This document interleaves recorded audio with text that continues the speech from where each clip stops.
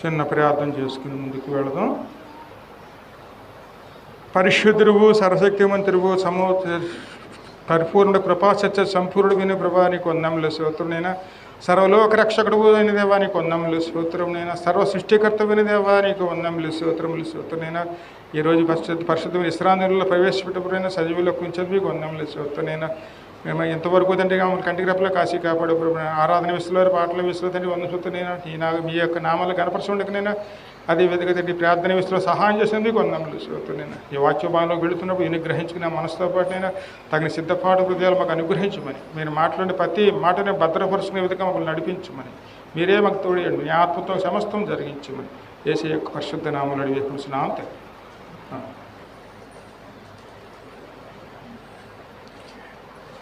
యోహాను సువార్తలో 1వ అధ్యాయంలో జ్ఞాపం చేసుకుందాం. ఒక్క నిమిషం. 3 నుంచి 5 వచనాలు. కలిగి ఉన్నదేదియు ఆయన లేకుండా కలగలేదు. ఆయనలో జీవముండెను. ఆ జీవము మనుషులకు వెలుగై ఉండెను. ఆ వెలుగు చీకటిలో ప్రకాశిస్తున్నది కానీ చీకటి దానిని గ్రహింపలేక ఉండెను. హల్లెలూయా. వాస్తవానికి పై వస్తువు అయితే శుక్రవారం నాడు జ్ఞాపకం చేసుకున్నది. మరి మనకి అనుకూలపరచలేదు కాబట్టి ఈరోజు కూడా జ్ఞాపకం చేసుకుందాం. కలిగి ఉన్నదేదియు ఆయన లేకుండా కలగలేదండి. కలిగి ఉన్నదేదియును ఆయన లేకుండా కలగలేదండి. సమస్తమునండి, భూమి ఆకాశంలో కాదు, మన జీవిస్తున్న ప్రతి అవసరత కూడా ప్రతిదీ కూడాను అన్నీ కూడా ఆయన ద్వారానే కలిగి ఉన్నాయి. మరి ఈరోజు మనం దేవుని సన్నిధిలో ఆరాధించుకుంటున్నామంటే అది ఆయన సంకల్పం లేకుండా ఆయన ఆరాధించడం కూడా అసాధ్యమండి.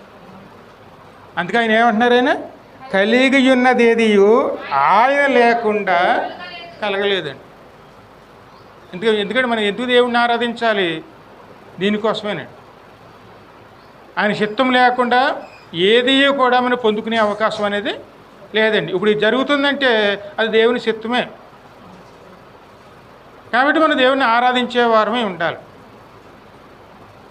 ఒకరి కలిమి రావాలన్నా, ఆయుస్సు మనం పెరగాలన్నా, జీవించి ఉండాలన్నా, ఏదైనా సరే అది ఆయన చిత్తం లేకుండా మాత్రం జరగదండి.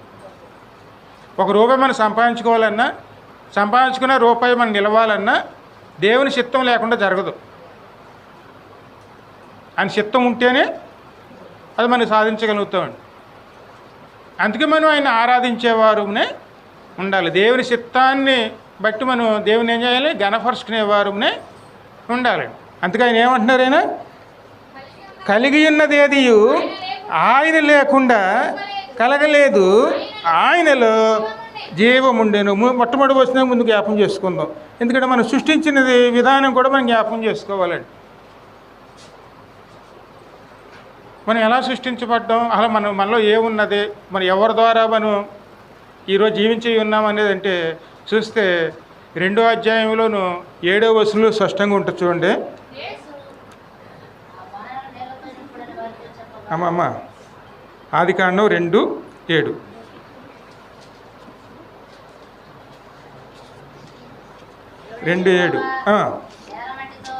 నేల మట్టితో నరుని నిర్మించి ఆయన నాసికారంధ్రములలో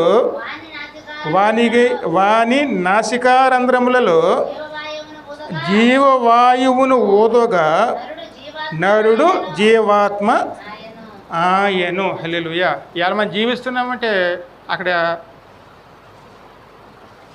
ఎవరి ద్వారానండి? జీవవాయువు. జీవాత్మ ఎవరు? యేసయ్యేనండి. నిత్య జీవం గలవాడు ఆయనే. ఆయన కృప వల్లనే మనం జీవిస్తున్నామండి. కేవలం మనం దేంతో నిర్మించబడ్డాం అమ్మా? ఎందుకంటే మనుషుల్లో కూడా 2 రకాలు ఉంటాయి చూడండి. నల్లవారు ఎర్రవారు అని. అదే మట్టిలోను ఉంటుందండి. అదే మన జీవిత విధానం. ఎందుకంటే మనం ఎలా జీవించామంటే అదేనండి. మనం సృష్టించబడింది ఎలాగా కేవలం మట్టివారమే. కానీ దేవుడు మనల్ని ప్రత్యేకించుకున్నాడు కాబట్టి తన జీవవాయువుతోనూ మనల్ని జీవింపజేశాడు. అందుకే మనకి ప్రతి ఒక్క విషయంలో కూడాను దేవుని ద్వారా సమకూర్చబడతాయి. ప్రతి ఒక్క విషయంలో కూడాను. అందుకని ఒకళ్ళు ఆస్తులు సంపాదించుకోవచ్చు, లేకపోతే ఒకళ్ళు మంచి విద్యాబుద్ధులు కలిగి ఒక ఉన్నతమైన స్థానంలోకి వెళ్ళొచ్చు, ఏదైనా అవ్వచ్చండి. అది దేవుని చిత్తంగా లేకుండా అవ్వదండి.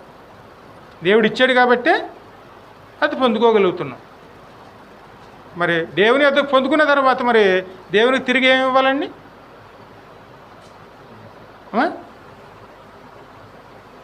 దేవుని అయితే మనం పొందుకున్న తర్వాత తిరిగి దేవునికి ఏమి ఇవ్వాలి? కృతజ్ఞతాస్తుతులు చెల్లించుకునేవారునే ఉండాలండి. అది ధర్మం అండి. ఏదైనా సరే ఈరోజు మనం ఆహారం తీసుకున్నామంటే ఆ దేవుడు మనకి ఇచ్చాడు కాబట్టి తీసుకున్నామండి. ప్రార్థించడానికి కారణాలు అవసరం లేదండి. ఎందుకంటే కొంతమంది కొన్ని విషయాలు మొక్కుబడులు చేస్తూ ఉంటాం. ఈ దేవుడు ఈ కార్యం చేశాడు కాబట్టి నేను చెల్లిస్తున్నానని. దానికన్నా గొప్ప కార్యం చేసాడండి. ఏది మన జీవించడానికి ఆధారమైనట్టు జీవవాయువును మనకి ఇచ్చాడు. అందుకన్నా గొప్పది ఏది లేదు. అది కనుక ఆయన తిరిగి తీసుకుంటే మనం ఏమవుతామండి? మట్టిపాలెం అయిపోతాం. ఎందుకంటే మట్టివారు మట్టిలోకి వెళ్ళిపోతాం. అందుకే దేవుడిని ఆరాధించడానికి కారణాలు వెతకక్కర్లేదండి. ఆయన మనకు అన్నీ అనుగ్రహించాడు కాబట్టి నిత్యము కూడా మనం దేవుని స్తుతిస్తున్న వారమునే ఉండాలి. అందుకే ఆయన ఈ లోకానికి మనకి ఎందుకు అనుగ్రహించబడ్డాడంటే, ఇంకా ముందుకు చదువుతాం, ముందుకు వెళ్ళి కొలితే మనకు అర్థమవుతుంది. అసలు ఇంకా ముందుకు మనం అర్థం చేసుకోవాలంటే దినవృత్తాంతంలో చూడ, మొదటి దినవృత్తాంతంలో 29వ అధ్యాయంలోను 11 నుంచి 12 వచనాలు.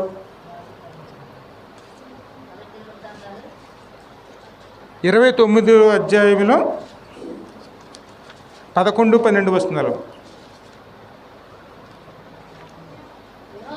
యెహోవా భూమి ఆకాశముల యందుండు సమస్తమును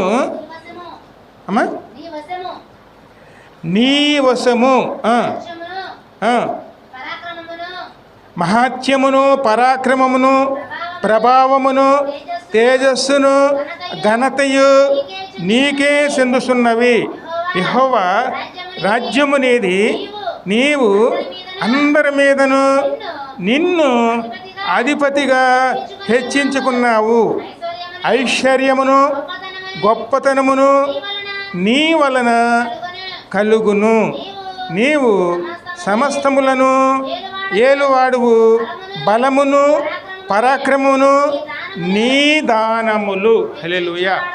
హెచ్చించేవాడువును, అందరికీ బలమునిచ్చేవాడువును నీవే. హల్లెలూయా. మరి దేవునితో మన సత్సంబంధాలు కలిగి దేవుని ద్వారా జీవిస్తున్నవారు అనుకోండి, బలహీనము కాదండి, బలవంతులమే.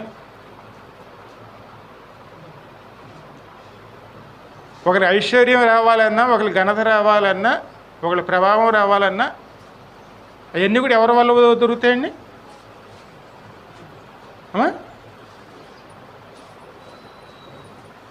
ఆయన వల్లే.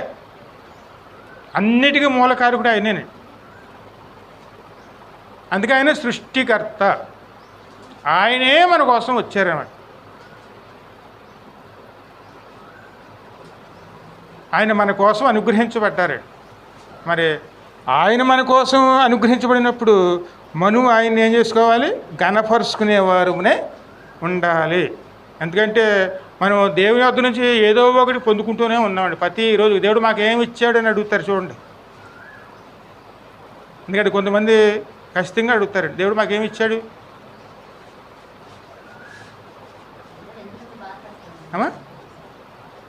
దేవుడు ఇవ్వంది ఏది? పలానాది ఇవ్వలేదని చెప్పండి.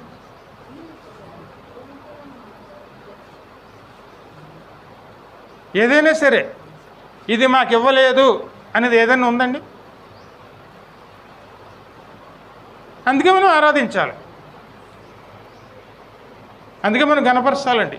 జీవం ఉన్న వారం, ఎందుకంటే ఆ జీవం కూడా ఎవరి వల్ల వచ్చింది? ఆయన వల్లే పొందింది. మన ఆయన నరుడికి జీవాయుని ఊదినట్టు కాబట్టి జీవించు ఆత్మ అయ్యిందండి. కానీ అంతకు మునుపు ఎవరు? మనం కేవలం మట్టితో నిర్మించబడిన వారము. కొన్ని పాత్రలు చేస్తారు చూడండి, మట్టి కుండలు ఉంటాయి చూడండి. మట్టి కుండ పక్కన పెడితే అలాగ ఉంటుందో మనం కూడా అలా పక్కన పెడితే అలా ఉన్నవారమే. కేవలం మన మట్టి కుండ లాంటి వాళ్ళమే. ఓటుకుండ అన్నాడు చూడండి దావీదు. కానీ దేవుడు దయ తెలిసి మనకేమిచ్చాడు? జీవాయువును ఇచ్చాడు. అందుకే మనం జీవించుచున్న వారం అయ్యాం, జీవించుచున్న ఆత్మలు అయ్యాం. మరి ఆ ఆత్మ ద్వారా దేవుని ఏం చేయాలి? ఆత్మతోనూ సత్యముతోనూ ఆరాధించేవారునే ఉండాలి. అందుకని దేవుడు దేన్ని కోరుకున్నాడు? ఆత్మతోనూ సత్యము. ఏ ఆత్మతోనూ? దేవుని ద్వారా పొందుకున్న జీవాత్మతో మనం దేవుణ్ణి ఆరాధించేవారునే ఉండాలి. అందుకే ఆత్మతోనూ ఆరాధించాలి, సత్యముతోనూ ఆరాధించేవారునే ఉండాలి. దేవుడు మనకు అనుగ్రహించిన దాన్ని బట్టి ఘనత, మహిమ, ప్రభావాలన్నీ కూడా స్పష్టంగా రాయిపోయినాయి. మన బలము ఓ పని చేసుకుంటున్నామంటే మనకు వచ్చినటువంటి చిన్న బలము మనం కూడా దేవుని వల్లనే పొందుకున్నాం. దేవుని పక్కన పెట్టామనుకోండి బలహీనం అయిపోతామండి. చిన్న పని కూడా చేయలేని పరిస్థితుల్లోకి వస్తున్నామంటే దానికి కారణం ఏమిటి? మనం ఎంత దూరం అయితే దేవునికి వెళ్తామో అంతగా మనం బలహీనం అయిపోతామండి. దేవునితో సమీపంగా ఉన్నామనుకోండి, దేవునిలోనే ఉన్నామనుకోండి, ఆయన జీవం మనలోనూ సమృద్ధిగా నిలిచి ఉంటుంది.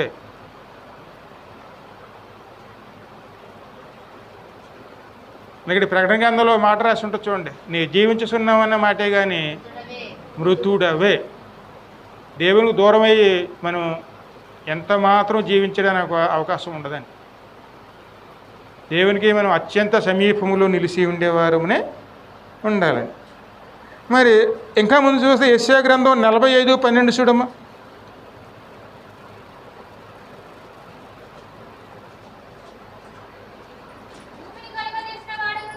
భూమిని కలగజేసిన వాడను నేనే,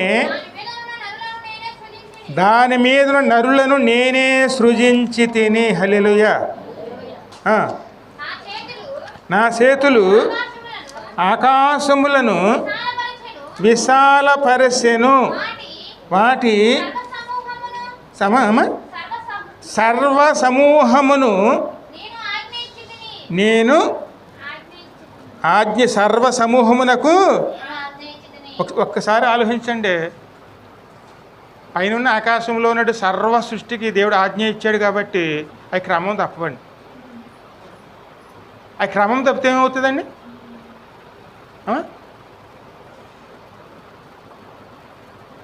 సృష్టి కనుక దేవుడు ఆజ్ఞను పక్కన పెట్టి క్రమం తప్పితే అప్పుడు ఏం జరుగుతుంది?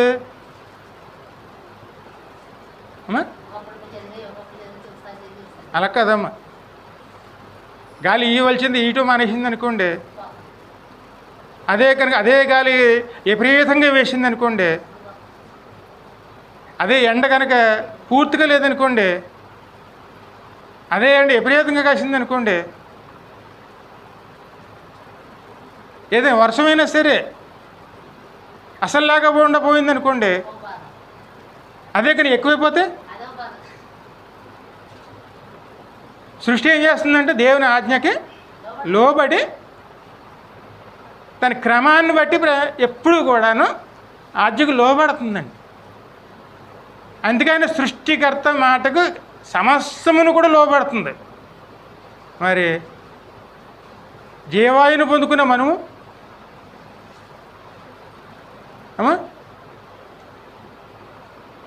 జీవాయుని పొందుకు ప్రత్యేకమైన వారుగా సృష్టించబడము, అదే దేవునికి లోబడుతున్నామా?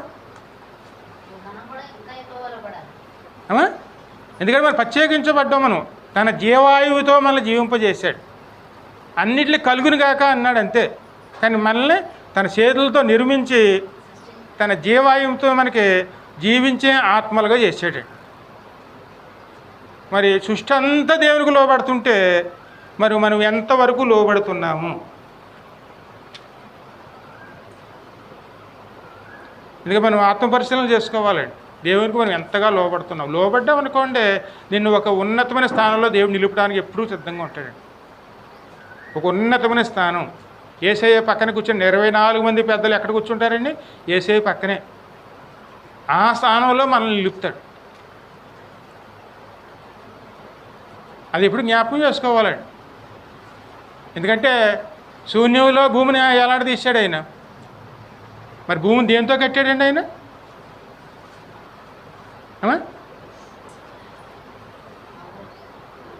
అందరూ ఎందుకంటే చదువుకున్న వాళ్ళు ఉన్నారు కదా, అందరూ తెలుసు కదండి. భూమి ఆకాశ శూన్యంలో వేలాడుతూ ఉన్నది. అలా వేలాడే విధంగా చేసిన వాళ్ళు ఎవరు అని పైన ఏమైనా కట్టాడా? అందుకే ఆయన అన్ని ఆశ్చర్య కార్యాలండి. ఆ కార్యాలు బట్టి మనం దేవుణ్ణి స్తుతించేవారునే ఉన్నాయి. ఇందాక మీరు ఆరాధనలో కూడా అన్నీ జ్ఞాపకం చేస్తున్నారు చూడండి. అందు గురించేనే ఈ లోకంలో ఉన్న సర్వ సృష్టి అంతే కూడాను అవి ఆశ్చర్య కార్యాలే. అవన్నీ ఎవరు చేయగలిగారు? ఆయన మాత్రం చేయగలిగాడు. కాబట్టి మనం ఆయన్ని గణపరుచుకునేవారునే ఉండాలి. సర్వము ఆయనే, అన్నీ కూడా ఆయనకు లోబడుతున్నాయి.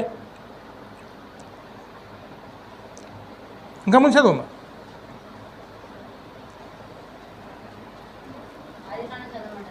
లేదు ఇందులోనూ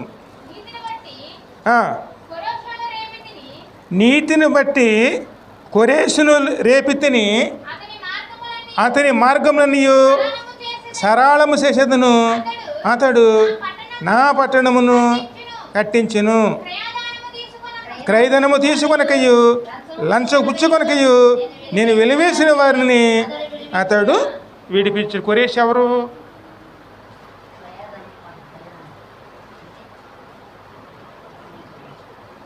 క్రయధనం అంటే విలువండి. అంటే ఒక వస్తువును విడిపించాలంటే దాని విలువని చెల్లించాలి. అవన్నీ కూడాను దేవుని ద్వారా సాధ్యమైనవి. నరుని నిర్మించినవాడు ఆయనే, సమస్త సృష్టిని నిర్మించినవాడు ఆయనే, ఆయన ద్వారానే జీవించుతున్నవారమే ఉన్నాడు. అందుకే నేను లేకుండా ఏదీ జరగలేదని ప్రభు స్పష్టంగా చెప్తున్నారు. ఆయన లేకుండా ఏది కూడా లేదండి. అన్నిట్లో ఉన్నవాడు. అందుకే ఆదియు నేనే, అంతమునే నేనే. ఆయనే సమస్తం ఆయనే. కాబట్టి ఆయనే స్తుతించి ఆరాధించేవారునే ఉండాలండి. అదేవిధంగా మరొక విషయం జ్ఞాపకం చేసుకుందాం. మూలవాక్యంలోను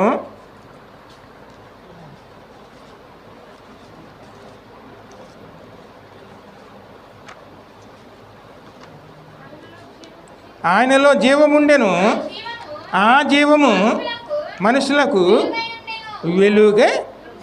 మరి ఆయన జీవం ఉందండి. ఎందుకంటే ఆయన ఒకరి ద్వారా సృష్టించబడిన వాడు కాదండి. మనమైతే దేవుని ద్వారా సృష్టించబడిన వారు, దేవుడు జీవాయువునైతే జీవించుతున్న వారమే ఉన్నాం. కానీ దేవుడు అలా కాదు. తనకు తానే సృష్టించబడినవాడు, తనకు తానే కలిగి ఉన్నవాడు. ఆయన ముందు ఎవరు లేరు, ఆయన వెనక ఎవరు లేరండి. ఆదియు నేనే, అంతము నేనేనండి. అందుకే ఆయన్ని ఒకరితో పోల్చకూడదండి. దేవుణ్ణి ఎప్పుడు కూడా ఒకరితో పోల్చామంటే అది దేవుణ్ణి అవమానపరిచిన వారు అవుతాం. దేవుడు దేవుడే, ఆయన సృష్టికర్త. ఆయన ఒక దాంతో పోల్చేవారుగా ఉండకూడదండి. ఆదియు ఆయనే, అంతమున ఆయనే. ఆయన మాటలను చూస్తే నిర్గమాకాండంలో ఉంటుంది చూడమ్మ, 3:14.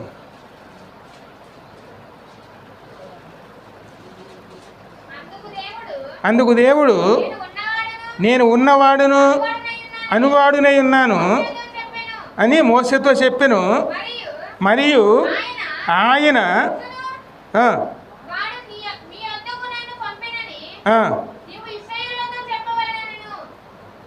అమ్మ ఏంటమ్మా?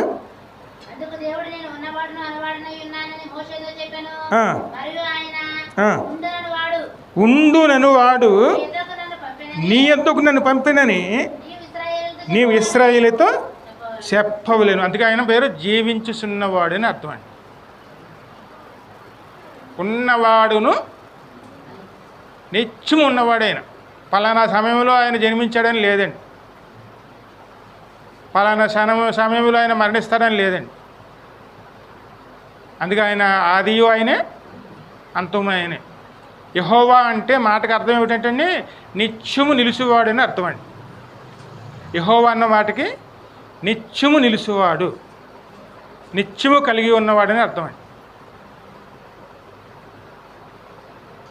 ఆయన అప్పుడు ఉన్నాడు, ఇప్పుడు ఉన్నాడు. మరి అటువంటి ఆయనే ఈ భూమి మీదకి యేసయ్య స్వరూపంలో వచ్చాడు. అందుకే ఆది యందు వాక్యం ఉండెను, వాక్యమే దేవుని యొద్ద ఉండెను, వాక్యము దేవుడై ఉండెను. ఆయన ఆది యందు దేవుని యొద్ద ఉండెను, సమస్తమును ఆయన మూలముగానే కలిగి ఉండెను. అన్నీ ఆయన ద్వారానేనండి. ఇక్కడ మన ఘనత, మన ప్రభావాలు ఏమీ లేవు. ఎందుకంటే మనం హెచ్చించుకోవాల్సిన అవసరం, హెచ్చించుకున్నాం అనుకోండి మనలో ఏమొస్తుంది, గర్వం వస్తుందండి. నేను కాబట్టి చేయగలుగుతున్నాను, నేను కాబట్టి ఇది చేశాను అని అనుకోవాల్సిన అవసరం లేదండి. దేవుడు మనకి ప్రేమించి మన స్థితిని బట్టి దేవుడు మనకి ఇచ్చాడు కాబట్టి అది మనం పొందుకున్నాము. ఎందుకంటే ఒక పరీక్ష వ్యాసాయం అంటే దేవుడు కృప ఇస్తేనేనండి. లేకపోతే అందులోనూ ఒక్కది కూడా మనం రాయలేం. ఒక జాబ్ పొందుకున్నామంటే ఆ దేవుడు ఇచ్చిన కృపేనండి. ఆ దేవుడు మనకి స్థిరపరిచాడు కాబట్టి, స్థిరపరిచాడు కాబట్టి అది మనం పొందుకుని ఉన్నాము. మరి అది పొందుకున్న తర్వాత మనం ఏం చేయాలి? ఈరోజు మనం ఒక వ్యాపారం చేసుకుంటున్నామంటే ఆ వ్యాపారం ఎవరు ఇచ్చారండి? దేవుడు మనకి ఇచ్చాడు. దేవుడు మనకి ఇచ్చాడు కూడా మనం ఏం చేయాలి? దేవుని స్తుతించాలి, దేవుని ఆరాధించాలి, దేవుని ఘనపరుచుకునే వారు ఉండాలి. ఏదైనా సరే, వివాహం అంటారు, వివాహమైనా సరే దేవుడు నిర్ణయించాడు కాబట్టి, దేవుడే సమకూర్చాడు కాబట్టి ఖచ్చితంగాను దేవుని ఆరాధించి స్తుతించేవారునే ఉండాలి. ఏదైనా సరే ప్రతీది కూడా ఎవరి ద్వారా మనకు అనుగ్రహించబడింది? ఆయన ద్వారానండి. ఆయన ఎవరైనా నిత్యం ఉండేవాడు, అందుకే ఆయన జీవించుచున్నవాడు, జీవము గల దేవుడు, ఆయన జీవాధిపతి. మరి అటువంటి ఆయన మన కోసం అనుగ్రహించబడ్డారు. మరి ఆయన ఎవరి దగ్గరికి వచ్చాడు? మత్తయి సువార్త 4:16 చూడము.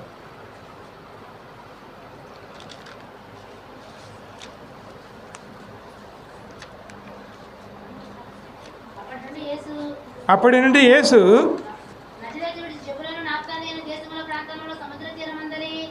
నజరేతును విడిసి జెబులోను నాప్తాలియను దేశముల ప్రాంతములలో సముద్ర తీరమందలి కపర్నహూమునకు వచ్చి కాపురం ఉండెను. జెబులోను దేశమును నాప్తాలి దేశమును యోర్దానుకు అవలనున్న సముద్ర తీరమున అన్యజనులు నివసించు గలిలయులు చీకటిలో కూర్చుండి ఉన్న ప్రజలను గొప్ప వెలుగును చూసిరి. మరణ ప్రదేశములోను మరణఛాయలను కూర్చుండి ఉన్న వారికి వెలుగు ఉదయించెను. హల్లెలూయా. ఆయన ఎవరి కోసం వచ్చారు, ఎందుకోసం వచ్చారు? స్పష్టంగా రాయబడింది కదండి. చీకటిలో కూర్చుని ఉన్నామండి. చీకటి అంటే ఏమిటి? మరణానికి పోయే పరిస్థితిలో ఉన్నామండి.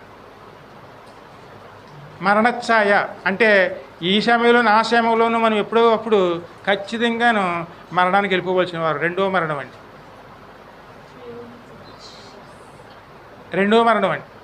అంటే పాపానికి జీతము మరణం అండి. చీకటి అంటే పాపం అండి. పాపంలోనే ఉన్నాం. ప్రతి ఒక్కరి పాపం యొక్క జీతాన్ని పొందుకునే స్థితిలోనే ఉన్నామండి.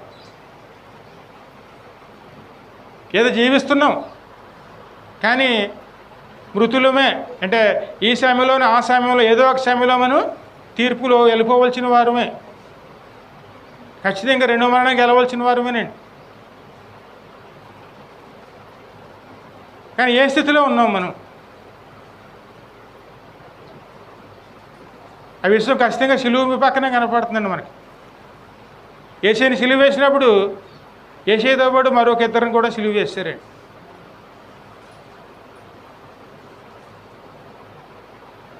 ఈ పక్కన ఒక ఆయన, ఆ పక్క ఒక ఆయన,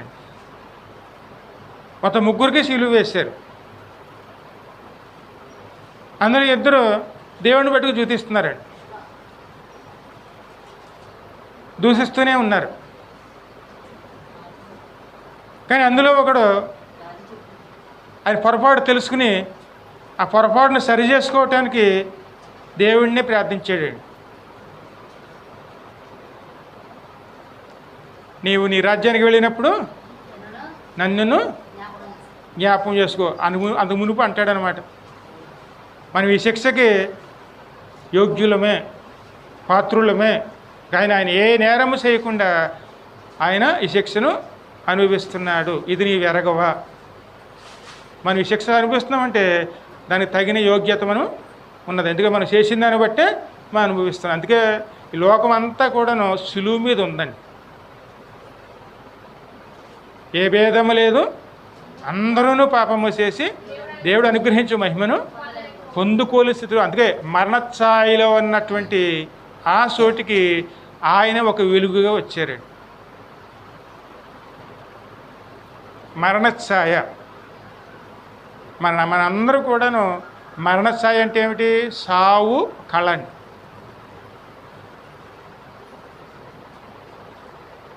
సావు కళ అండి. మనందరి పరిస్థితి అదే పరిస్థితిలో ఉన్నాం. ఆయన మన కోసం వచ్చారు. ఆయనే మన కోసం వచ్చారండి.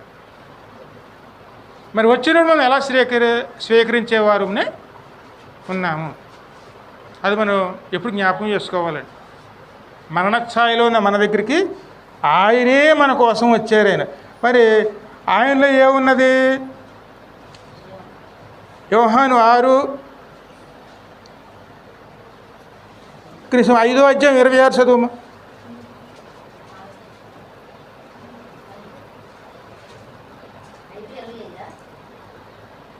5:26.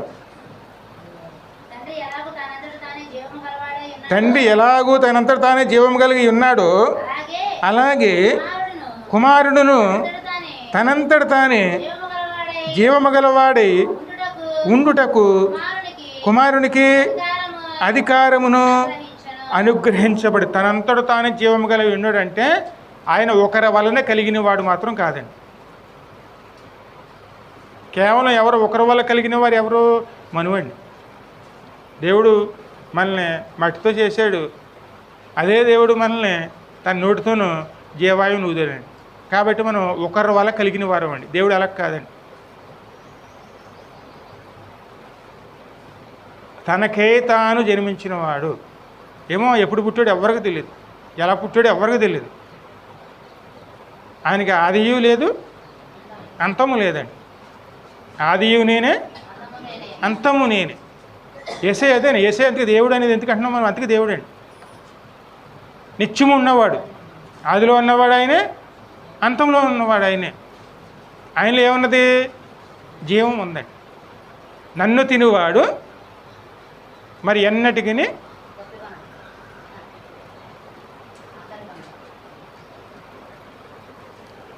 6:26 చూడు. 6 అధ్యాయం 57 వర్షం చదువు. 6:57 పక్కన. జీవము గల దేవుడు నన్ను పంపినని నన్ను తినువాడు నా మూలముగా జీవించును. హల్లెలూయా. ఇది పరలోకం దిగి వచ్చిన ఆహారము. మరి ఒక మనిషిని మనం ఎలా తింటామండి? ఇక్కడ తినటం అంటే ఏమిటి? ఇప్పుడు ఆహారం తింటున్నాం. ఆహారం తిన్నద వల్ల మనం ఏం కలిగి ఉంటున్నామండి? జీవిస్తామండి. ఆయన తినటం అంటే ఆయన ద్వారా జీవించటం అండి. ఆయనని కలిగి ఉండి మనం జీవించటమే ఆయన తినటం అండి. అంటే ఆయన వాక్యము ద్వారా, ఆయన మాట ద్వారా మనం మాట మాత్రము చాలు అన్నమాట కూడాను సువార్తలో ఉంటుంది చూడండి. నువ్వు మాట మాత్రం సెలవు ఇయ్యి చాలు. ఆయన దగ్గరికి ఒక అధికారి వచ్చినప్పుడు ఆ మాట అంటాడనమాట, ప్రభువా నువ్వు మాట మాత్రం సెలవు ఇయ్యి, నా కుమార్తె జీవిస్తుంది. ఆయన మాటలో ఏముందండి? జీవం ఉందండి. ఆ మాటే మన వాక్యం అండి. నన్ను తినువాడు మరి ఎన్నడను మరణించడండి, జీవము కలిగి ఉంటాడండి. ఇంకా చదవమ్మా.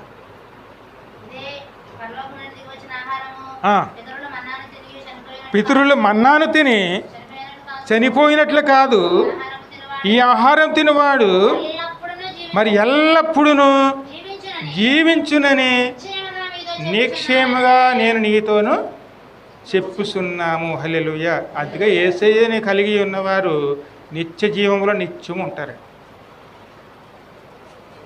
ఆయన లేకుండా జీవిస్తున్న వారే మరణఛాయిలో ఉంటారు. ఉద్యోగకీర్తనలో ఉంటాడు. కొన్ని పాటలు చూడండి, ఇప్పుడు వచ్చే పాటలు చూస్తే జీవం ఉండదు, ఆవేశం మాత్రమే ఉంటుందండి. అస్సలు జీవం అనేది ఉండదు, ఏదో పాడేస్తాం అంతే. ఉద్యోగకీర్తనలో ఉంటుంది చూడండి, జీవాధిపతివైన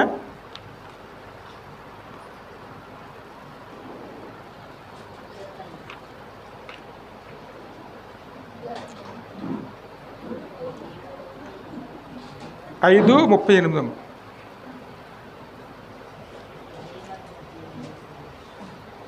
యేసయ్యా నీ నామగానం నే పాడేదా జీవితాంతం.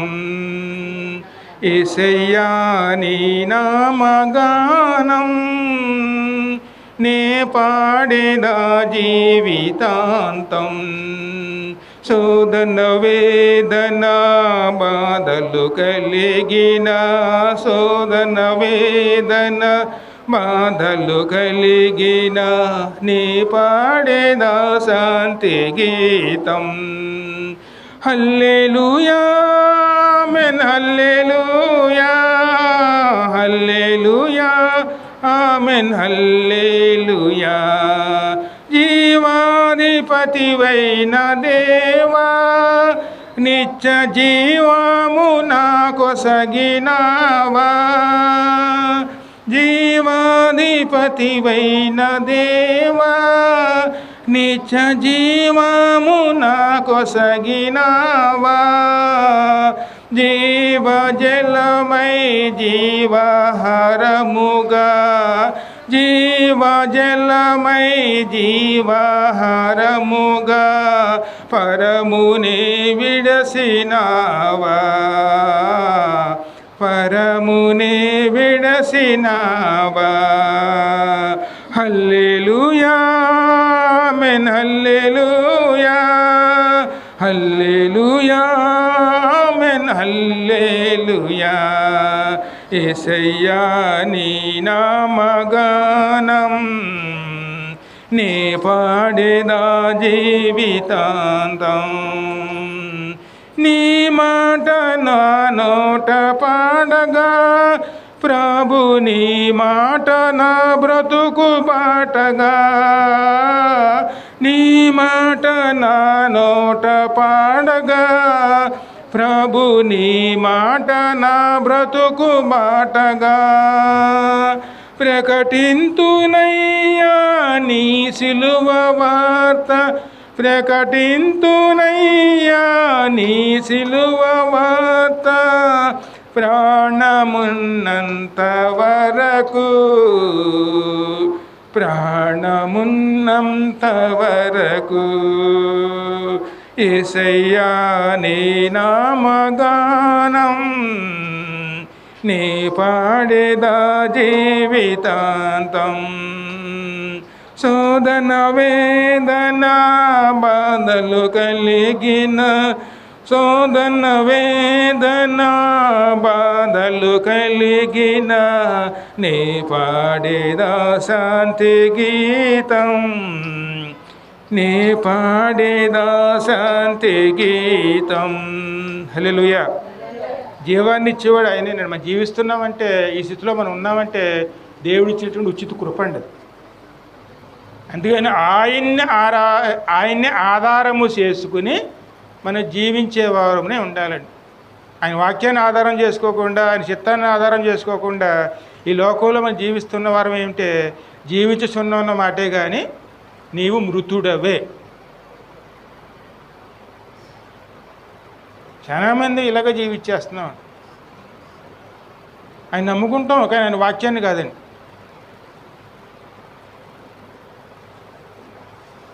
మనము మార్గాన్ని ఏర్పరచుకుంటాం కానీ ఆయన ఇచ్చిన మార్గం కాదండి. ఆయన మార్గంలో నిలిచి ఉన్నాం అనుకోండి, ఆయన ద్వారా జీవిస్తున్నాం అనుకోండి, మనలో ఒక ఉన్నతమైన స్థానంలోనే దేవుడు మన నిలుపుతాడు. దేవుడు ఎప్పుడు కూడాను విడిచిపెట్టేవాడు కాదండి. ఒక ఉన్నతమైన స్థానంలో మనల్ని, అది కలిమియు అన్నీయు సర్వము కూడా ఎవరి ద్వారా మనకు అనుగ్రహించబడితే ఆయన ద్వారా. మనం జీవించుస్తున్నామంటే ఆయన ఉచిత కృప ద్వారానే మనం జీవిస్తున్నాం. అందుకే ఇక్కడ యోహాను 11:20 చూడమ్మ. నన్ను ఆశ్రయించేవాడు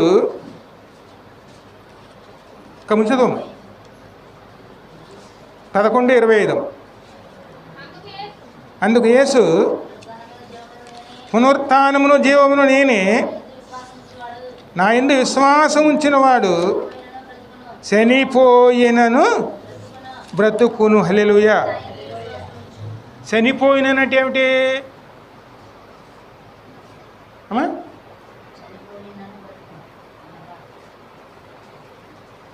ఎందుకంటే లోకం అంతా ఎలా ఉందండి, ఏ జీవిస్తున్నాం అంతే కానీ మన జీవం లేదండి. ఏ జీవము? నిత్య జీవం అండి. ఎందుకంటే మరణశిక్షకు గురయ్యేవాడు ఆ చివరి క్షణాల్లోనూ చూసినప్పుడు ఆయన ముఖంలో ఎటువంటి కళ ఉంటుందండి?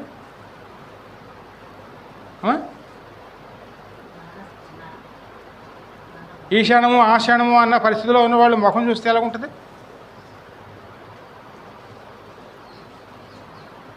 ప్రాణం ఉంటుంది కానీ ఆయన ముఖంలో ఏముంటుంది? మరణ భయం అండి. ఆ స్థితిలో ఉన్నాం మనం. కానీ దేవుడు దయదలిసి మన కోసం వచ్చి మన కోసం ఏమి ఇచ్చాడు ఆయన? నన్ను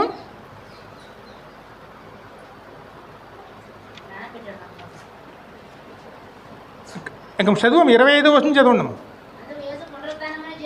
పునరుత్థానమును జీవమును నేనే, నా యందు విశ్వాసం ఉంచువాడు చనిపోయినను బ్రతుకును. హల్లెలూయా. విశ్వాసము. చనిపోవడం అంటే పాపంలో పడిపోయి ఉన్నను. దేవుని విశ్వాసం ఉంచి మన పాపమును ఆయన ద్వారా పరిష్కరించుకుంటే, దేవుని ఆశ్రయిస్తే, ఆయన ద్వారా మనం మారుమనసు పొందుకుంటే, మనం చేసిన పొరపాట్లు మనం తెలుసుకుంటే, దానిలోంచి బయటికి వస్తే తిరిగి మనకి దేవుడు ఏమిస్తాడు? మనకి పునర్జీవం అండి. ఎందుకంటే ఒక పొరపాటు చేసాం, ఆ పొరపాటు మనం తెలుసుకున్నాం, దాన్ని మనలోంచి తీసివేయటానికి దేవుడిని ఆశ్రయించాం. ఎందుకంటే పాపము చేస్తాం కానీ పరిష్కరించుకోలేమండి.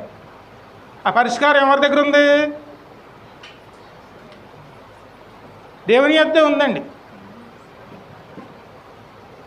మరి వాక్యాన్ని దినదినం జ్ఞానం చేస్తున్న వారు మరి మందిరంలోకి రాగానే ఏ ప్రార్థన చేయాలి?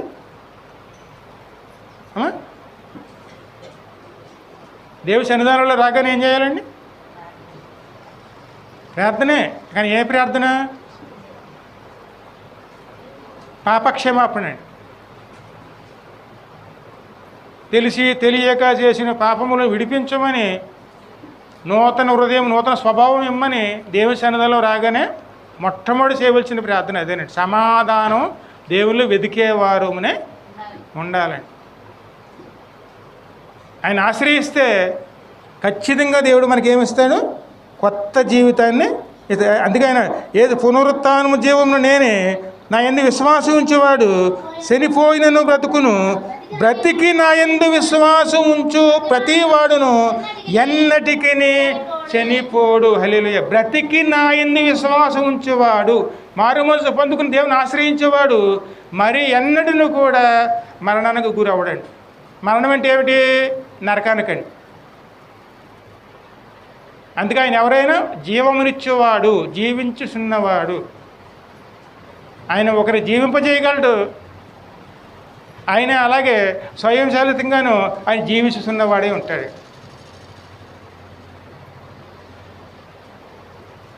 అందుకే జీవాధిపతివైన దేవా నీవు నన్ను జీవింపజేసితివా.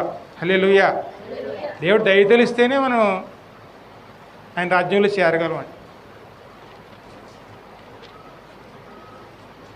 జీవం ఉంది, కానీ ఆ జీవాన్ని ఆశ్రయించేవారు ఎంతమంది ఉన్నారు? వెలుగు ఉంది, కానీ వెలుగులోకి వచ్చి వెలుగులో జీవించాలని ఆశపడిన వారు ఎంతమంది ఉన్నారు? చీకటి గ్రహింపకై ఉన్నది. స్పష్టంగా వాక్యంలో ఉందండి. చీకటి గ్రహింపకై ఉన్నది. మనం ఏ స్థితిలో ఉన్నాం? ఆయన వెలుగుని గ్రహించామా? జీవాన్ని పొందుకున్నామా? ఆయన ద్వారా ఆశ్రయించామా?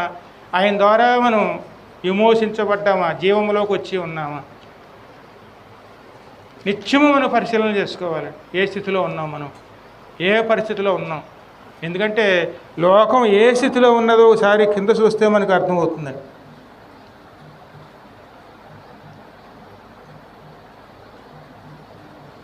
రోమీయులు 1:18 చూడము.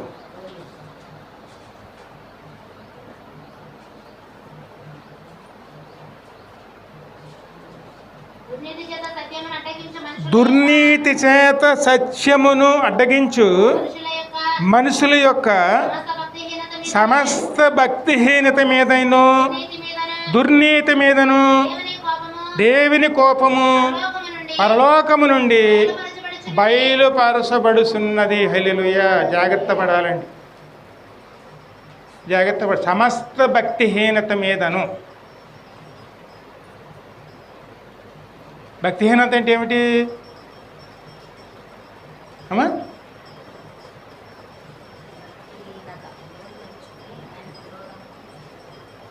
చిన్న ఉదాహరణ అమ్మా.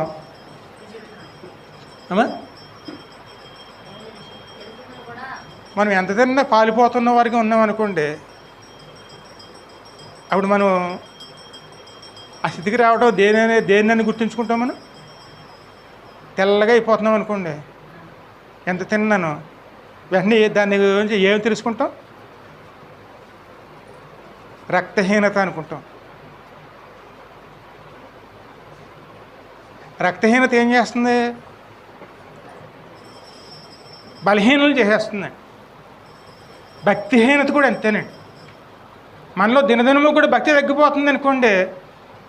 భక్తి తగ్గిపోతే ఆ తర్వాత వచ్చే లక్షణాలు ఏమిటి?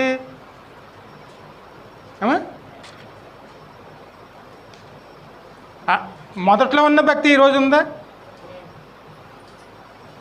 భక్తి తగ్గిపోతే అప్పుడు మనకి ఏ కాలం వస్తుంది?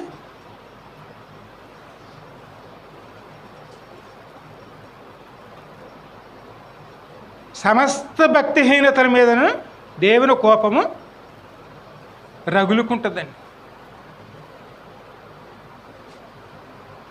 ఏ విధమైనా సరే, ఏ విధంగానైనా సరే మన భక్తిలో పెరగాలి, కానీ భక్తిలో దిగజారిపోయేవారుగా ఉండకూడదండి. వృద్ధి చెందేవారమే ఉండాలి. కానీ మన భక్తిని మనం ఎప్పుడు వృద్ధి చేసుకుంటూ ఉన్నామనుకోండి, అదే దేవుని యందు భయభక్తులే. అది కలిగి ఉన్నామనుకోండి, మనం జీవము కలిగిన వారమనే. ఒకవేళ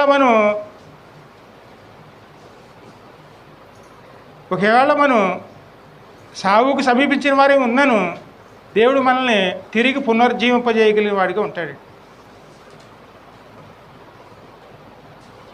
అందుకే మన భక్తిహీనత అనేది చాలా ప్రమాదం. సమస్త లోకంలో కూడా ఇదే ఉందండి. అందుకే ఏ భేదము లేదు. అందరూ కూడా పాపము చేసి దేవుడు అనుగ్రహించు ఆయన మహిమను పొందలేకపోయి. ఆయన మహిమ అంటే ఏమిటి? అసలు దేవుడు మనకి ఎలా ఉండాలనుకున్నాడు? ఇక్కడ యెషయా గ్రంథం 42 చూడమ్మ, 42:16.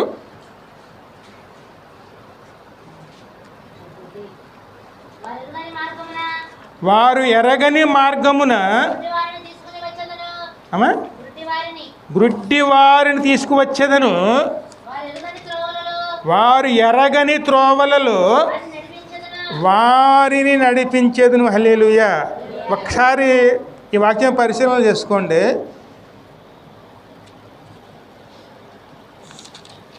ఈ వాక్యం మనకి ఏం అర్థమవుతుంది?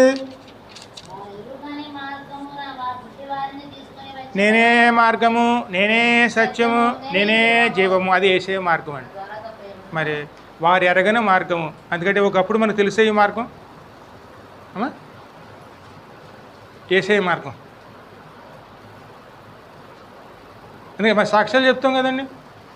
మా అమ్మమ్మ గారు, లేకపోతే మా నాయనమ్మ గారు, మరి మా అమ్మగారు దేవుడు పట్టుకున్నాడు, దేవుని ద్వారా నడుచుకున్నాం, దేవుని ద్వారా ఇలా నడిపించబడ్డాం, ఈ మార్గంలోకి వచ్చాము, ఇప్పుడు దేవుడే మమ్మల్ని నడిపిస్తున్నాడు. మరి సాక్ష్యాలు చెప్పుకుంటాం చూడండి. దేవుడే నిర్ణయించున్నాడు కాబట్టి దేవుడే చెప్తున్నాడు. ఆయన ఏమంటున్నారు? ఆయన వారు ఎరగని మార్గమున గుడ్డివారిని తీసుకొని వచ్చిదను. గుడ్డివారి అంటే ఎవరు అమ్మా? ఎందుకంటే మొదట్లో మనం జ్ఞాపకం చేసుకున్నాం చూడండి. సమస్త సృష్టి కూడాను ఏ విధంగా ఉన్నది? అన్నిట్లని, సమస్త సృష్టిని అంతటినీ కూడాను చూడగలుగుతున్నామండి. చూస్తే దేవుని వెంటనే మోకరించి స్తుతిస్తామండి, ఆరాధిస్తామండి. అవన్నీ జరుగుతున్నాయంటే అది మన వల్ల కాదు, మనం అలా చేయటం మన వల్ల కాదు. మరి అన్నీ ఎవరు చేశారు? దేవుడే చేశాడు. చూసి దేవుడిని ఏం చేస్తున్నాం? మనం ఆరాధించగలుగుతున్నామా? ఎందుకంటే కొంతమంది మేము ఏం చేస్తాం? దేవుని గురించి ఏమైనా చెప్పామనుకోండి, మన మీద ఎగిరెగిరి పడతారు. ఏదో బూతులు మాట్లాడినట్టుగా ఉంటుందండి. వాళ్ళకి కొట్టడానికి కూడా వస్తారు. వాళ్ళే గుడ్డివారు. అలా బతికిన వారిని కూడా దేవుడు ఏం చేశాడు? వారు ఎరగని మార్గములలోనికి నేను తీసుకువచ్చి తిని. హల్లెలూయా. ఇదే రక్షణ మార్గం అండి. మనం కూడా అటువంటి వారమేనండి మొదట్లోను. కానీ దేవుడు దయచేసి ఏం చేశాడు? జీవ మార్గములోకి తీసుకుని వచ్చాడండి. వారు ఎరగని త్రోవలలో వారిని నడిపింతును, వారి ఎదుట చీకటిని వెలుగుగాను, వంకరి త్రోవలను చక్కగాను చెయ్యుదును. హల్లెలూయా. ఇది దేవుడు చేసిన కార్యం అండి. చీకటి అంటే ఏమిటి? పాపం అండి. అందరి భుజాల మీద, అందరి నడువుల మీద భారం ఉందండి. ఒక్కొక్కళ్ళేమో కింటాల కొలితే మోస్తారు, ఒక్కొక్కళ్ళేమో కేజీలు కొలితే మోస్తారండి. దీర్ఘకాలం మోసామనుకోండి, ఒక కేజీ బరువైనా సరే మొయ్యలేని భారం అయిపోతుంది.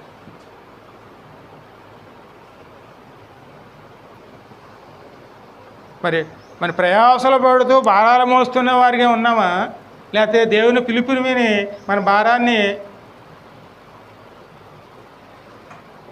విడిచిపెట్టేవారుగా ఉన్నామా? ఎందుకంటే ప్రయాసపడి భారం మోస్తున్న సమస్త జనులారా నా యొద్దకు రండి, నేను మీకు విశ్రాంతి ఇస్తాను.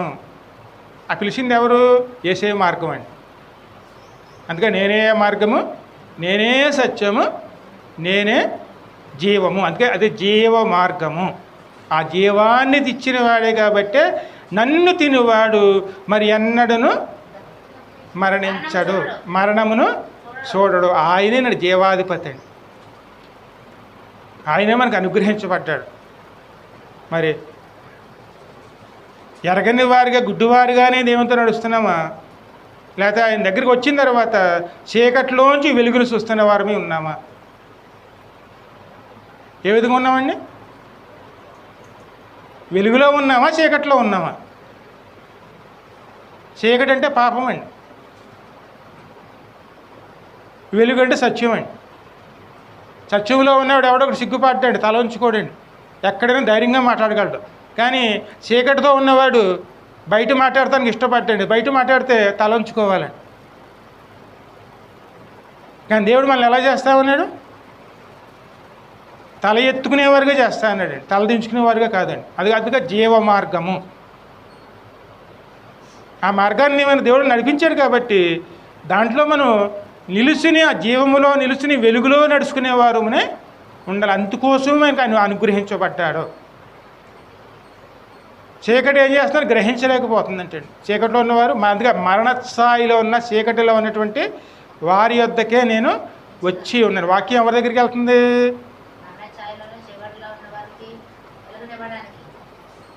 వాళ్ళ కోసమే వస్తుందండి. అన్నీ బాగున్న వాళ్ళ దగ్గరికి వైద్యుడు రాడండి. అందరింటికి వైద్యుడు వస్తాం, మా ఇంటికి ఎందుకు రాలేదంటే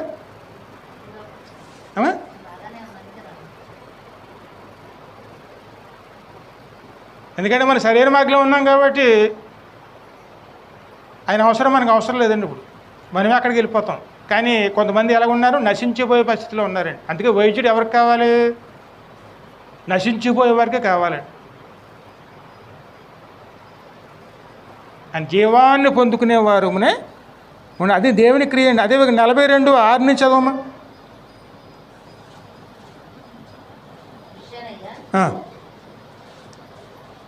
గుడ్డివారి కన్నులు తెరచుటకును, బంధింపబడిన వారిని చెరసాల నుంచి వెలుపలికి తెచ్చుటకును, చీకటిలో నివసించే వారిని బందీగృహములో నుంచి వెలుపలకు తెచ్చుటకును యెహోవానగు నేనే నీతి విషయములో నిన్ను పిలిచి నీ చెయ్యి పట్టుకుని ఉన్నాను. హల్లెలూయా. ఇది యేసయ్య గురించి చెప్తుందండి. యేసయ్య ఎందుకు వచ్చారు? ఆయన అమ్మా గుడ్డివారిగా బతికేస్తున్నామండి. అవును, ఆయన కార్యాలు మనం అన్నీ చూస్తాం, చెప్తాం నోటితోను, కానీ జీవించమండి, చూడం. ఇంకా ముందుకెళ్ళేదనుకోండి ఎవరు గుడ్డివారు అని కూడా ఉంటుందండి.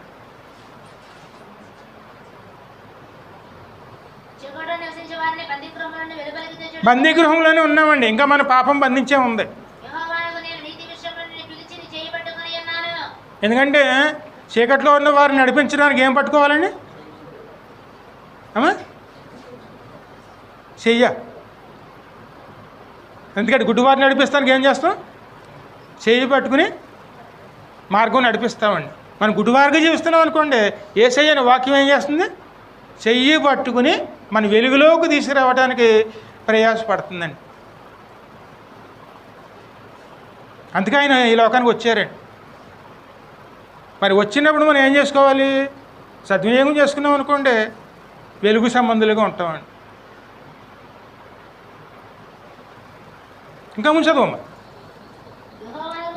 యెహోవాను నేనే నీతి విషయములో నిన్ను పిలిచి నీ చెయ్యి పట్టుకుని. ఎందుకంటే యేసయ్య ఎందుకు వచ్చారండి? మనలో నీతిని స్థాపించటానికి. ఇది మనం గుర్తుంచుకోవాలండి. యేసయ్య ఎందుకు వచ్చారు?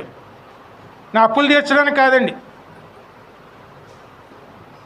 లేకపోతే నాకు ఇల్లు లేకపోతే ఇల్లు కట్టిస్తానికి కాదండి. ఆయన మన దగ్గరికి ఎందుకు వచ్చారు? ఆయన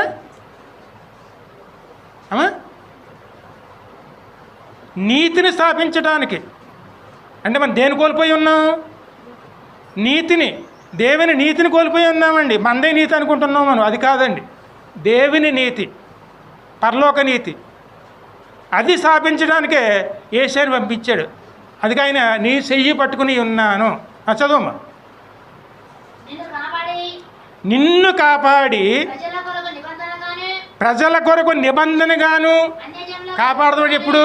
శిలువ మీద మరణించిన తర్వాత, మరణం జయించిన తర్వాత, తిరిగి పునరుజ్జానం ద్వారా ఆయన దేవుని ద్వారా మళ్ళీ కాపాడి లేపబడి ఆయన పునరుత్థానంలో ఎత్తబడిన వాడుగా, మనల్ని ఎత్తేవాడుగాను ఆయన కార్యం దేవుని చేత జరిగించబడిందండి. అది స్పష్టంగా అర్థమవుతుంది మనం చదువుకుంటే. అన్యజనులకు వెలుగుగాను నిన్ను నియమించు. అన్యజనులు అంటే ఎవరు? దేవుని ఎరగ బిడ్డలు మనమేనండి. నిన్ను నియమించి ఉన్నాను, ఇది యెహోవాను నేనే, ఇదే నా నామము, మరి ఎవరికి నా మహిమను నేను ఇచ్చేవాడును కాను. హల్లెలూయా. మరి మనం రక్షించబడింది ఏ నామంలోనండి? ఒకసారి ఆలోచించండి. ఇశ్రాయేలు ప్రజలు కూడా ఇదే పొరపాటు చేశారండి. మమ్మల్ని ఐగుప్తు నుంచి నడిపించింది ఈ దూడే. దాని దగ్గర ఉన్న బంగారం అన్నది తీసుకొచ్చి ఒక దూడ చేసేసి ఏం చేస్తున్నారండి? డప్పులు తీస్తున్నారండి, సంకలో పెట్టుకున్నారు, గంతులు వేస్తున్నారండి, గంతులు వేస్తున్నారు, పాటలు పాడుతున్నారు. ఇగో ఈ దూడ మమ్మల్ని నడిపించింది, విమోచించింది, ఇప్పుడు ఇదే తీసుకెళ్తుందని చెప్పి దేవుడిచ్చిన బంగారాన్ని అంతా కూడాను ఒక విగ్రహంగా చేసి అక్కడ గంతులు వేస్తున్నారండి.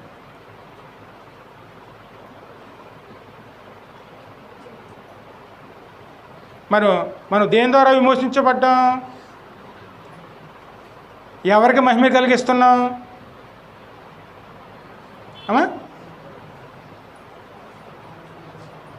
మహిమని కలిగించడం అంటే ఏమిటి? ఆరాధించడం అండి. శుద్ధికి చేయటానికి కూడా మనం కారణాలు ఎదుర్కొంటామండి, ప్రార్థన చేయడానికి కారణాలు ఎదుర్కొంటాం, మొక్కుబడులు చెల్లించడానికి కారణాలు ఎదుర్కొంటామండి. కానీ అన్నీ ఇచ్చిన దేవునికి ఏం చేయాలి? కారణాలు అవసరం లేదండి. ఆ మహిమ అయిందే, అది ఆయనకే మన ద్వారా చెల్లాలండి. మరొకరు చేయటానికి అవకాశం, మరొక దాన్ని మనం చేయటానికి అవసరం లేదండి. ఎందుకంటే మనం ఇది అనేక రకాలుగా వర్తిస్తుందండి. అది ఎలాగనొచ్చు. మన కడుపును పెట్టిన పిల్లలైనా సరే దేవునికన్నా ఎక్కువగా చూడకూడదండి. అక్కడ దేవుడికన్నా ఎక్కువ చూడకూడదు. అది మొదటి స్థానం ఎవరిదే? దేవుడిదేనండి.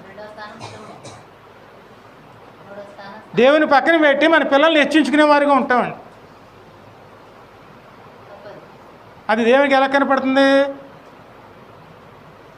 ఏదైనా సరే మొదటి స్థానం ఎవరిది? దేవునిది.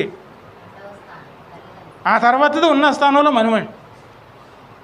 ఆ భయము భక్తి మనలో ఉన్నప్పుడే మనం సరైన మార్గంలోకి వెళ్ళే మార్గమే ఉండాలి. ఎందుకంటే భయభక్తులు దేవుడు చెప్తే కాదండి, మనకే మనం కలిగి ఉన్నవారమే ఉండాలండి. ఎందుకంటే భయపెట్టి చెప్పింది ఎన్నో రోజులు ఉండదు. కానీ మనకే మనం అది ఆ భయభక్తి కలిగి ఉన్నాం అనుకోండి, చివరి వరకు కూడా దాంట్లోనే నిలిచి ఉన్నవారునే ఉంటామండి. అదే భయభక్తులు కలిగి ఆయన మహిమను ఆయనకే ఇచ్చేవారునే ఉండాలండి.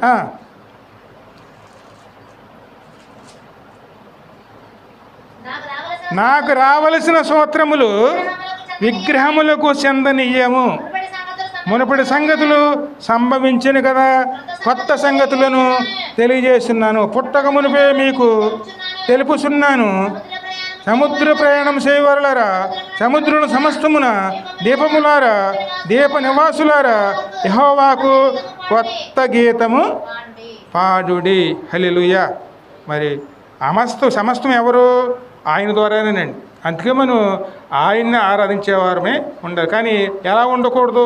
రోమీల్లో ఉండే విధంగా ఉండకూడదు. రోమీలు ఎలాగున్నాం? అప్పుడు 1:18 మళ్ళీ 21 వరకు చదవండమ్మా. దుర్నీతి చేత సత్యమును అడ్డగించు మనుషుల యొక్క సమస్త భక్తిహీనత మీదను, దుర్నీతి మీదను దేవుని కోపము పరలోకము నుండి బయలు వెళుతున్నది. ఇప్పుడు అర్థమైంది కదండి. మన గుడ్డివారుగా ఉన్నప్పుడు, సత్యం తెలియనప్పుడు దేవుడు మనల్ని చేయి పట్టుకు బయటకు తీసుకొచ్చి విడిపించాడు. కానీ దానికి మనం కృతజ్ఞతగా ఉన్నామా? కృతజ్ఞత లేకపోతే భక్తిహీనత. దేవునికి చెందవలసినటువంటి మహిమను మన దేని మీద వహించుకుని దానికి అర్పించేవారుగా ఉన్నామనుకోండి, దేవునికి ఎటువంటి ఆగ్రహం వస్తుంది? అది దుర్నీతి అండి. దేవుడు చేసే సహాయం ఏమిటి? గుడ్డివారిగా ఉన్నప్పుడు మనల్ని విడిపించి చెయ్యి పెట్టి నడిపించి బయటకు తీసుకొచ్చాడు. చీకట్లో ఉన్నప్పుడు వెలుగులోకి నడిపించాడు. తన నీతిలో మనల్ని నడిపించి నీతిలో నిలిచేవారుగా చేశాడు. కానీ మరి తిరిగి ఆయనకి ఏమి ఇస్తున్నాం?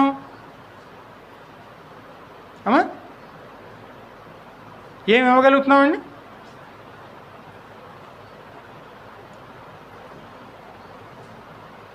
ఇంకా చదువు.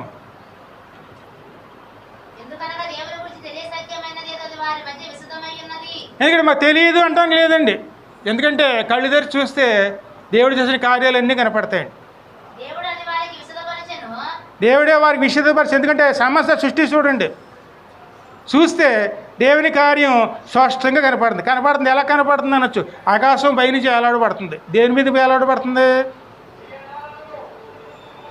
సూర్యచంద్ర నక్షత్రములు ఉన్నాయి, అవి ఏట్ల మీద వేలాడబడుతూ ఉన్నాయి. అవి ఏదైనా క్రమం తప్పితే అవన్నీ మన కళ్ళ ముందు కనపడుతున్నాయని స్పష్టంగా వాక్యమే చెప్తుందండి. అవన్నీ మీకు విశదపరచబడి ఉన్నవి. ఆయన అదృశ్య లక్షణములు అనగా ఆయన అమ్మా నిత్యశక్తియు దైవత్వమును జగదుత్పత్తి మొదలుకొని సృష్టించబడిన చూచుట వలన ఆలోచించడం వలన తేటపరచబడుతున్నవి. కానీ వారు నిరుతులు అంటే ఏమిటి? చూచుచున్నను చూడలేని వారిగా ఉన్నారు. పట్టించుకోరండి. చాలామంది పట్టించుకోండి. దేవుడు చేసి అన్నీ అనుభవిస్తాం కానీ వాటిని పట్టించుకోండి. అవి ఉంటే అంత లేకపోతే అంత. ఒక్క క్షణం కనుక దేవుడు కనుక ఆ వీసే గాలిని ఆపేస్తే, ఒక్క క్షణం కనుక గాలి ఆపేస్తే అసలు మనం జీవించగలమండి?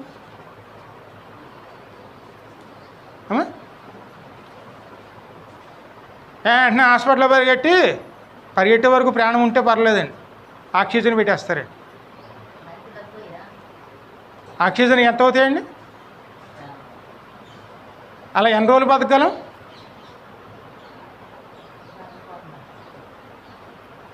కానీ దేవుడు ఇచ్చిందని మనం ఎంత సులభంగా చూస్తాం. భక్తిహీనత అంటే ఏమిటి? ఆరాధించవలసిన వారు ఆరాధించకపోవడం భక్తిహీనత అండి. దేవుని గణపరచవలసిన వారు గణపరచబడకపోవటమే భక్తిహీనత అండి. మరి దేవుని ద్వారా జీవించవలసిన వారు దేవుని ద్వారా జీవించడం, లోకం ద్వారా జీవించడం ప్రయాసపడుతున్న వారిదే భక్తిహీనత అండి. మరి ఎన్నిటి మీదనూ దేవుని దృష్టి ఎలాగుంటుంది? కోపముతో రగిలిపోతూ ఉంటుందంట. మరి అందుకే మరి ఎన్ని ఎందుకు వస్తున్నాయి? అనేక రీతులకి హెచ్చరికలు ఎందుకు వస్తున్నాయని మనకి అవన్నీ అందుకనే. ఇంకా ముంచదు.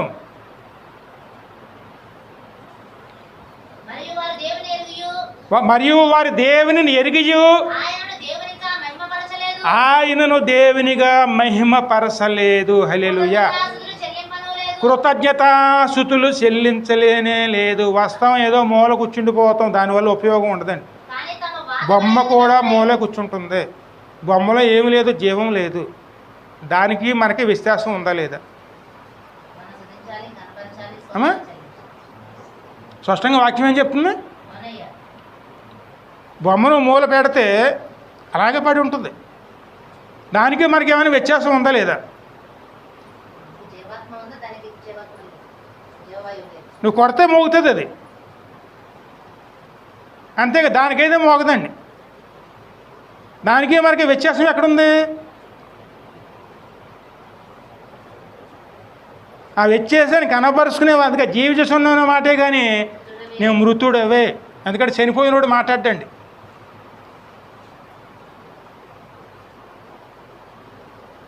దేవుని ఎరిగి ఉన్నాం కానీ దేవుని గురించి మనం పట్టించుకోండి. మన పనులు అయ్యే వరకు కూడా దేవుని సన్నిధికి రాము. ఎందుకంటే ఎవరి మీద కోపం ఉందనుకోండి దేవుని మీద చూపించేస్తాం. వాళ్ళు అలాగన్నారయ్యా, నేను ఆ మందిరానికి వెళ్ళను, ఆ చోటుకే వెళ్ళను. ఆ చోటుకి వెళ్ళకపోతే నరకానికి వెళ్ళాలి.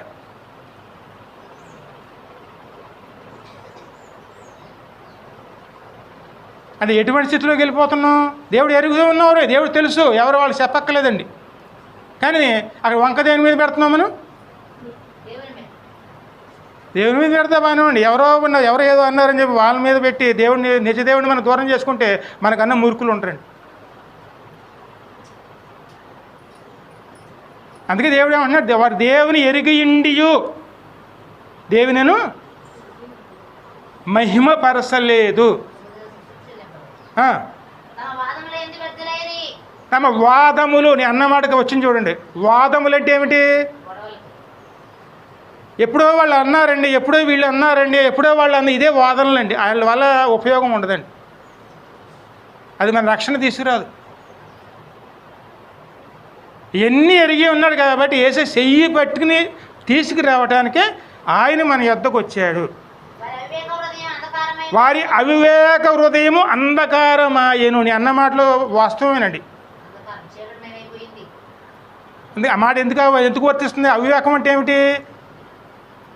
తెలిసి తెలియక ఉండిపోవటం అండి. ఉండిపోవటం వల్ల ఏమవుతుంది? అంధకారం చీకటిలోకి వెళ్ళిపోతున్నారండి. జ్ఞానులు అనుకుంటారు, అన్నీ వారు ఏం వాస్తవాలు అనుకుంటారు. వాస్తవాలు కాదండి, చీకట్లోకి వెళ్ళిపోతున్నాం. వెలుగులోకి రావాలి, కానీ మనం ఏం చేస్తున్నాం? చీకట్లోకి వెళ్ళిపోతున్నామండి. చీకట్లోకి వెళ్ళి కొలిది ఎంతలోకి వెళ్తామండి?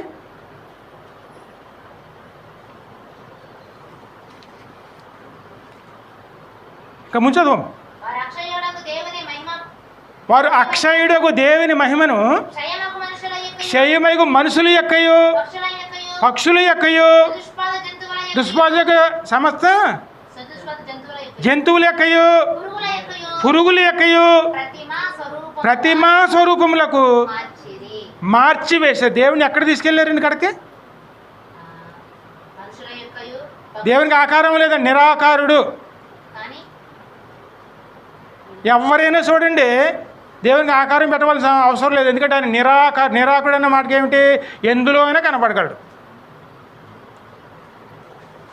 ఆ ఆకారంలో ఈ ఆకారంలో ఉంటాడని చెప్పక్కర్లేదండి. ప్రతి దాంట్లో అవసరమైతే ఆయన దేన్ని ఆధారం చేసుకోకుండా కనపడేవాడిగా ఉంటాడండి. నిరాకారుడు అన్న మాటకి దేవుడిని అర్థమండి. కానీ దేంట్లో మనం తీసుకెళ్తున్నామండి?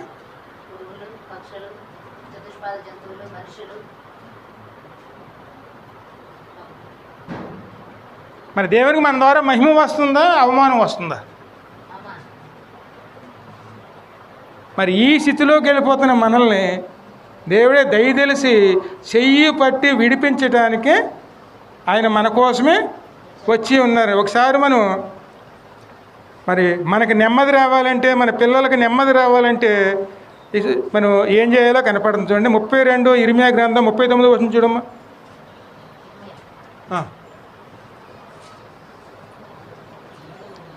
32, 39.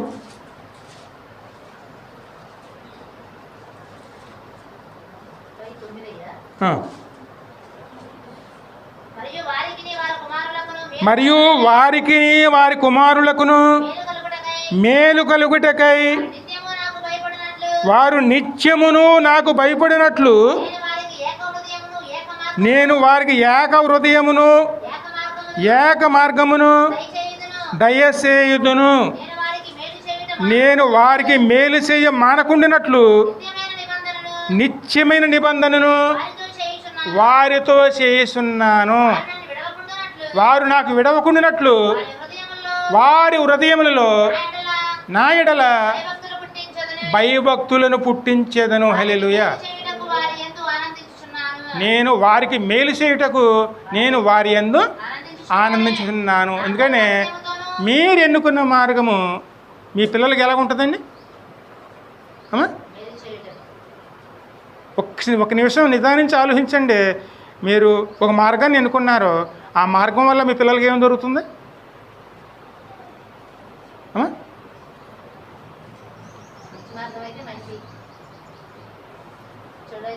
ఒకసారి ఆ మాటని ఒకసారి ఆలోచిస్తే అర్థం చేసుకుంటే మీ పిల్లలకి ఏమిస్తున్నారు?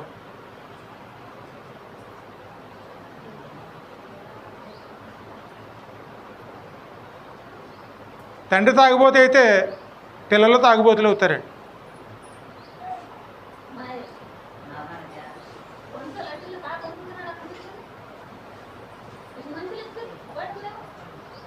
ఎందుకంటే తండ్రి చేసేవన్నీ కూడాను పిల్లలు కూడా చూస్తారండి. మీరు కనుక దేవుడిని నమ్మకంగా దేవుడిని ఎదుగుతూ ఉన్నారనుకోండి, మీ పిల్లలు కూడా అదే విధంగా దేవుడిని ఎదుగుతారండి. దేవుని మార్గం మీరు నిర్లక్ష్యం చేశారనుకోండి, మీ పిల్లలు కూడా అలాగే నిర్లక్ష్యం చేస్తారండి. మరి నిత్యమైనటువంటి ఆ నిబంధన మనం ఎలా స్థిరపరచగలం? మనమే అక్కడ దేవుని మార్గంలోనూ నమ్మకంగా లేకపోతే మరి పిల్లలు ఎలాగుంటారండి? అదే కనుక దేవుని వాక్యం మనలో నిలిచి ఉందనుకోండి, దేవుని వాక్యం ఎక్కడ నిలిచి ఉంటుందో వారిలోనే పరిశుద్ధాత్ముడు ఉంటాడండి. ఆయన ఏం చేస్తాడు? మనల్ని సరైన మార్గంలో నడిపించేవాడు. అందుకే వాక్యం ఎక్కడ ఉండాలి? మన హృదయంలోనండి.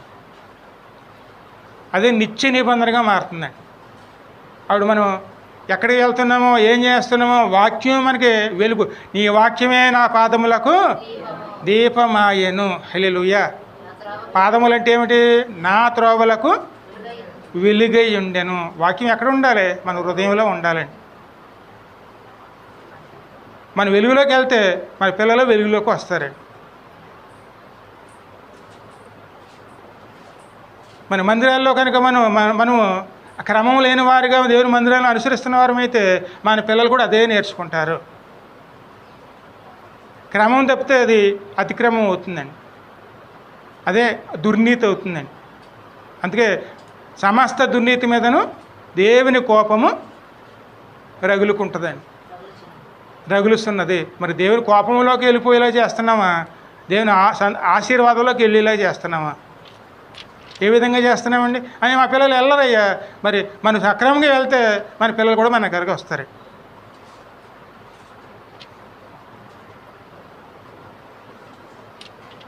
పిల్లల్లో దేవునిలోకి ఎప్పుడు పరిపూర్ణంగా నడిపించండి.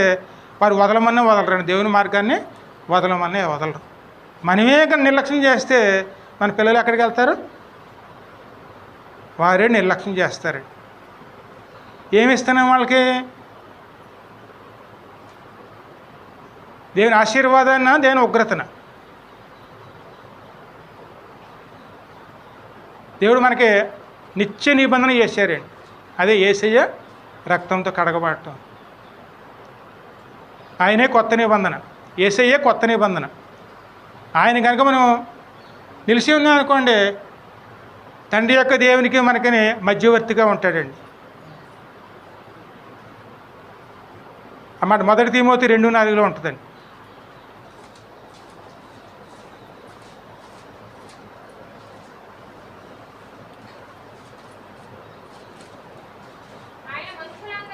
ఆయన మనుషులందరూ రక్షణ పొంది సత్యమును గూర్చిన అనుభవ జ్ఞానము గలవారై ఉండవలనని నిశ్చయించి ఉన్నాడు. దేవుడు నిర్ణయించుకున్నాడండి. అందుకే ఆయన మధ్యవర్తిగా వచ్చాడండి. అందుకే మధ్యవర్తులు ఎక్కడ ఉంటారు? సమాధానంగా ఉన్న చోట మధ్యవర్తులు అవసరం ఉండదండి. ఇద్దరు మయ్యాన సమాధానం పోగొట్టుకుంటే వారు మయ్యానికి ఎవరు వస్తారు? మధ్యవర్తులు వస్తారండి. దేవునికి మనకి మధ్యన ఏమున్నది? సమాధానం లేదండి. ఎందుకంటే దేవుని నీతి వేరు, మన నీతి వేరు. అందుకే మన సరైన నీతిలో నడిపించడానికే యేసయ్య ఈ లోకానికి వచ్చాడనమాట. దేవుని నీతిలోకి నడిపించడానికి వచ్చాడు. ఆయన నిలిచి ఉన్నాం అనుకోండి, ఎందుకు నిలవాలనొచ్చు అన్నమాట. ఏపీసీలో ఉంటుంది చూడము.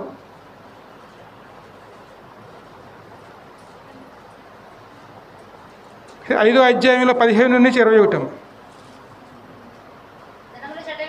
దినములు చెడ్డవి కనుక మీరు సమయమును పోనీయక సద్వినియోగము చేసుకొనుచు అజ్ఞాను వలె కాక జ్ఞానుల వలె నడుచుకున్నట్లు జాగ్రత్తగా. ఎందుకంటే ఒక 100 రూపాయలు పోగొట్టుకుంటే మరొక సందర్భంలో 100 రూపాయలు సంపాదించుకుంటామండి. కానీ మన ఆయుష్ని కనుక మనం పోగొట్టుకున్నాం అనుకోండి, తిరిగి ఆ 10 నిమిషాలు మళ్ళీ సంపాదించుకుంటారు మీరు? ఆ 10 నిమిషాలు మనం దేనికో దానికి మనం లోకానుసారం వాడేసుకున్నాం అనుకోండి, దేవుడికి ఇచ్చే 10 నిమిషాలను తిరిగి దాన్ని సంపాదించుకోగలమా?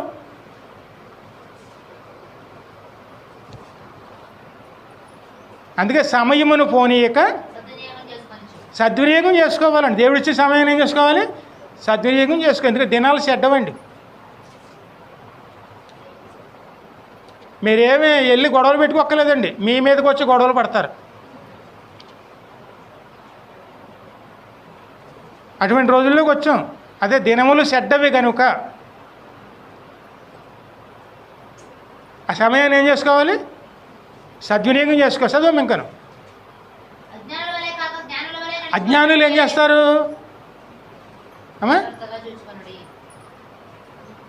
అజ్ఞానుల వలె కాక జ్ఞానుల వలె జాగ్రత్తగా చూసుకొనుడి. ఇందు నిమిత్తం మీరు అవివేకులు కాక ప్రభు యొక్క చిత్తం ఏమిటో గ్రహించుకొని మరియు మద్యముతో మత్తులై ఉండు. మద్యము అనేది ఒక దాంట్లో వర్తించదండి. కొంతమంది టీవీల్లో పడిపోతారు, కొంతమంది ఏమో లోకమేసారు మాటలతో పడిపోతారండి. సోదులు పెట్టి కూర్చున్నారనుకోండి, మందిరం గుర్తుంటుంది. ఇంకా టీవీ అయినా సరే, లేకపోతే ఒక వ్యాపారం అయినా సరే, లేదా ఏదైనా సరే అది వ్యసనం అవ్వకూడదండి. ఆ వ్యసనంలో పడ్డామనుకోండి, దేవుడు గుర్తుకు రాడండి మనకి. ఎందుకంటే దినాలు చెడ్డవండి. అక్కడ మన జాగ్రత్త పడలేదనుకోండి,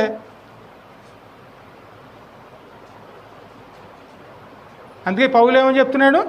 దినములు చెడ్డవి కనుక సమయాన్ని సద్వినియోగం చేసుకుని చదువమ్మా.